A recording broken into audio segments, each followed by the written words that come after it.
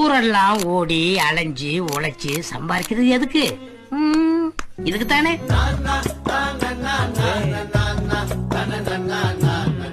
நான் உனக்கு தர்றது சோறு இல்ல தம்பி, information. Information is wealth.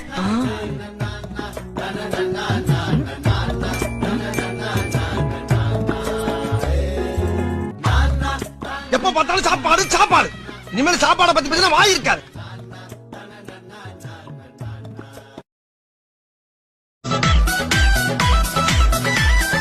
Porque se eu te por isso, mas